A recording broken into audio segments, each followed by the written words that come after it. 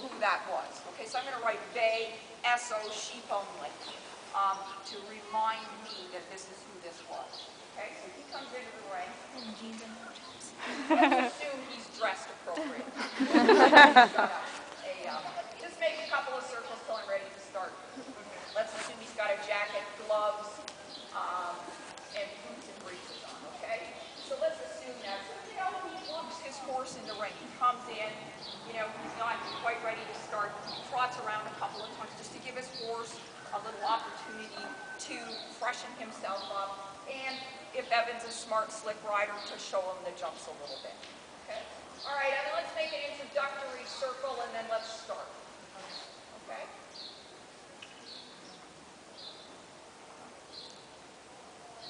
So, the overall impression that I have of this boy initially is that he's been riding a long time. He's got the moves. He's got a tight lower leg. His baby toe is resting up against the outside branch of his stirrup line. He sets his horse up for the transition efficiently. Okay? Over the top of the fence, his lower leg is quiet, steady, and still. Back needs a little work. It needs to flatten. But his eyes are good, and by and large, he follows his horse over the fence with his hand, his arm, and his shoulder. Little there. Closes his leg and flows out in an efficient manner in 4 strides. It wasn't beautiful, but it was efficiently done.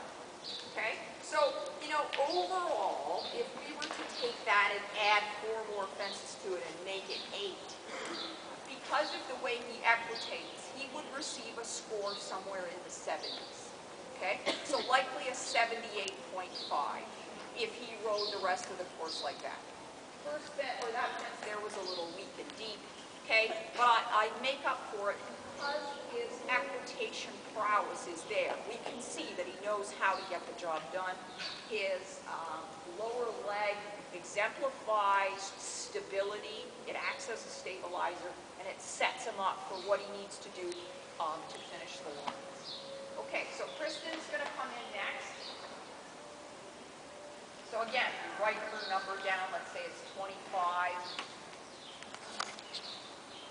And I make a little notation on my card that she's riding a chestnut with a tight martingale. Okay, now you'll notice that Kristen's lower leg isn't quite as tight and efficient as Evan's is. She's got the body to ride because she's a third, and a third built to ride really well.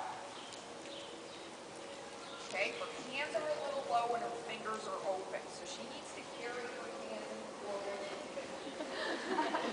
Okay, it's like a free lesson. Okay.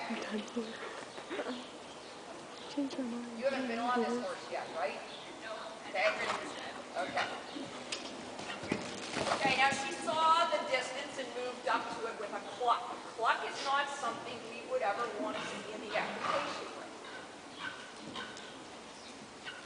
Okay, a little bit long to that jump. Kind of cut the corner here. Steps down into her heel. Okay. And thanks, Kristen. Thank you. And what did she do in that line other than knock the rail down? She added with a chip, right? So there's the add. Now we didn't talk about, that's okay. You did a brilliant job. So she adds in the line. And add, there's good adds and there's bad adds. Okay? If you've got a horse that jumps in with a little bit of a step that's under the mark, but he flows out. Let's say it's a horse that he flows out in 5, but the 5 is land 1, 2, 3, 4, 5. Perfect 5 strides. That's a good add. That's going to stack up at 58.5 to 59 on the card. Okay? A bad add is what she did with the chip and the rail. The rail is going to be automatically 45. Okay? With the chip, probably another 3 off of that. So, and then the add on top of that, she's looking at a score of probably 37.5 on the card for that single mistake. So you can see that all the mistakes have a weighting. They all have something that I am going to be able to deduct from that perfect 100 grade. Okay?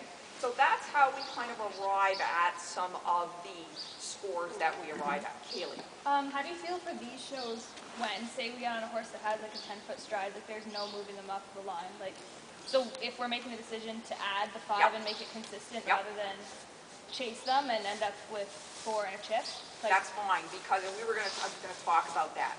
At these particular horse shows, the way I score it is for your advanced kids or your open kids. I'm tougher on those kids than I am on the intermediates. Tougher on the intermediates than I am on the novices, and I'm tougher on the novices than I am on the beginners. Okay? So as your riding ability, say, drops down, I'm lenient, much more lenient.